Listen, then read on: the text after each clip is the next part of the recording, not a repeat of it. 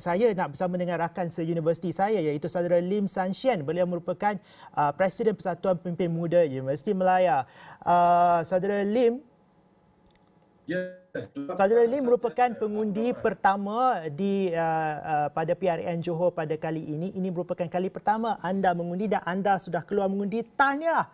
Alhamdulillah anda sudah pun melakukan tanggungjawab anda.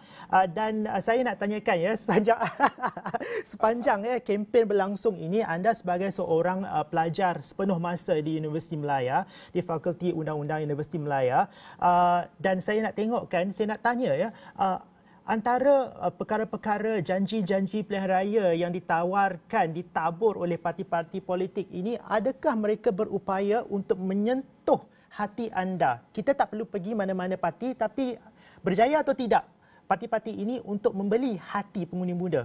Saudara Lim. Ya, saudara Syafizan, memang saya tengok manifesto yang memang ditaburkan memang sangat bagus juga. Terdapat pelbagai jenis. Contoh ada yang youth empowerment, ada yang bagi perumahan, ada yang tentang integriti pemimpin, ada yang tentang air percuma dan pelbagai lagi. Bagi saya, manifesto tu apabila dia dilontarkan, apabila dia diberikan pada pengundi-pengundi di mana-mana saja, saya rasa memang penting untuk pastikan manifesto tu adalah realistik dan juga praktikal. Dia dapat dijalankan dengan baik dan dapat dilaksanakan di mana-mana saja dan juga dapat dilaksanakan dengan penuhnya apabila berhabis berlangsungnya pilihan raya dan juga terbentuklah satu kerajaan. Bagi saya tengok semua manifesto tu agak realistik juga dan boleh dijalankan dengan adanya kerajaan yang kukuh dan sentiasa memahami aspirasi dan kehendak rakyat bagi saya. Maka bagi saya tiada masalah sebab manifesto mereka sangat komprehensif, holistik dan juga sangat menyeluruh lah. Seperti yang saya cakap, ada pelbagai aspek kan.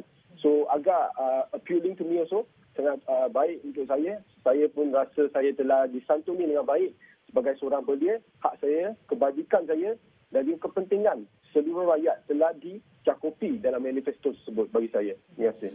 Dan kita ada sekitar lebih kurang dalam sejam 10 minit lagi sebelum pusat-pusat pengundian ditutup. Ini merupakan orang kata jam-jam terakhir ya, bukan jam terakhir, memang jam terakhir pun untuk rakyat Johor, pengundi-pengundi Johor keluar menunaikan tanggungjawab mereka. Kita tahu bahawa buat ketika ini angka keluar mengundi masih lagi rendah dan ramai yang khawatir bahawa angka berkenaan kekal rendah. Ia juga disebabkan oleh peningkatan pengundi-pengundi, jumlah pengundi yang ramai iaitu sekitar lebih kurang 700,000. Jadi kita tak boleh nak baca apakah orang kata kecenderungan mereka. Adakah 700,000 pengundi-pengundi baru ini cenderung untuk terlibat sama dalam proses demokrasi melalui pilihan raya ini? Tapi saya nak tanyakan untuk pengundi-pengundi berusia antara 18, 19, 20 hinggalah mungkin berusia 24 tahun, mereka yang masih lagi berada di dalam sistem pendidikan di Menara Gading umpamanya seperti saudara Lim, apakah faktor yang akan menarik anda keluar untuk mengundi? Terutama sekali kalau kita lihat rakan-rakan yang seusia dengan anda yang kini bekerja mungkin dalam sektor yang tidak formal, umpamanya seperti yang disebutkan oleh rakan kita dari Merdeka Center tadi. Adakah mereka sedia untuk menghabiskan mungkin dalam tempoh 1 jam untuk keluar mengundi, mereka mungkin kerugian lebih kurang 50 hingga RM100? Adakah ini sanggup untuk mereka lepaskan semata untuk keluar mengundi dan tunaikan tanggungjawab yang begitu berat ini, saudara? Okey, terima kasih atas soalan tersebut. Bagi saya rasalah, saya nak urge lah, saya nak encourage semua rakyat Malaysia dan juga yang tinggal di Johor lah untuk keluar mengundi. Sebab ini sepatutnya adalah hak yang bagi semua warga negara seperti yang tertakluk dalam perkara 119 Perlembagaan Persekutuan, iaitu kelayakan pemilih. Bagi saya semua orang adalah pengundi. Di mana dia tinggal di Johor, dia kena keluar mengundi supaya dapat memilih kerajaan yang dihasrati, yang mereka ingin dan mereka idamkan. Dan bagi saya akan rasa pengundi baru, pengundi 18 sampai 20 tahun ini, dia sememangnya sangat seronoklah untuk mengundi sebab ini kan kali pertama bagi saya juga, kali pertama untuk mengundi. Saya rasa ini adalah satu pengiktirafan kepada hak dan juga kepentingan, peranan dan juga suara keramat belia. Seperti yang saya selalu cakap, suara belia, suara keramat, nurani belia mestilah diangkat. Kalau nurani belia, mereka hendaklah nurani mereka diangkat dan suara mereka didengari dan peranan mereka diiktiraf. Mereka kena pergi mengundi. Apabila mereka pergi mengundi, mereka akan menyalurkan suara hati pandangan mereka melalui pangkar yang mereka pangkar dekat kertas undi itu. Kalau mereka sokong parti itu, calon itu, mereka tengok profil itu, mereka akan undi.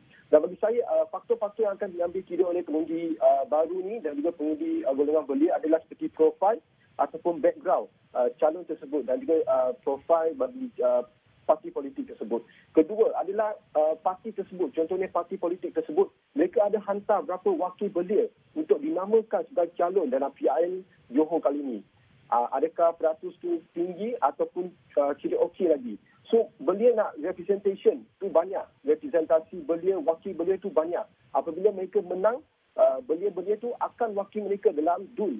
So suara mereka dan juga perspektif golongan belia dan mahasiswa dapat disuarakan dan disalurkan dalam Dewan Undangan Negeri supaya polisi, dasar, undang-undang ataupun undang-undang subsidiari negeri ataupun enactment dapat diformulasi dengan cukup komprehensif, dengan mencakupi kepentingan bukan sahaja orang dewasa tapi orang dewasa, belia, mahasiswa, OKU, kanak-kanak, wanita dan pelbagai lagi. So itu adalah penting.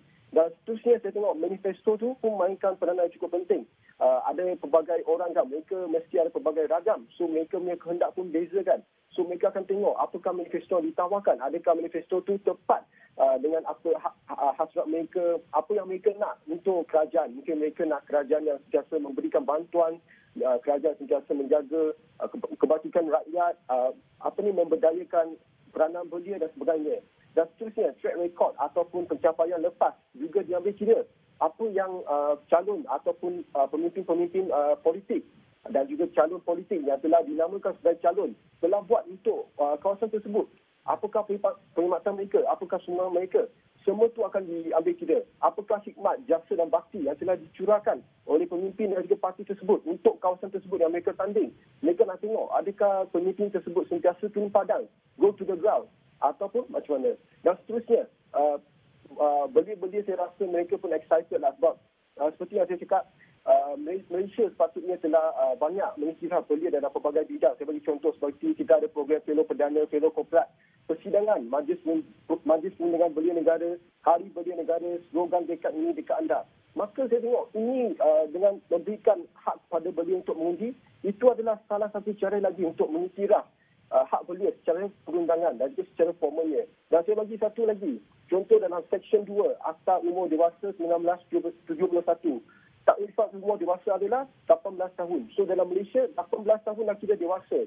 Apabila seorang tu mencapai 18 tahun, dia boleh berkahwin, dia boleh bekerja, dia boleh ambil lesen memandu, dia boleh join, menyertai pasukan beruniform dan juga tanda tangani kontrak. Maka kita sudah ada bukti yang kukuh, lagi terang bahawa undang-undang Malaysia sendiri sudah mengiktiraf peranan belia dalam pelbagai aspek kehidupan. Ada seperti yang saya sebut, melibatkan nyawa seperti memandu. Ada yang melibatkan kerjaya seperti kontrak, seperti scholarship lah, kerja lah. So semua tengok, undang-undang Malaysia telah mengiktiraf belia.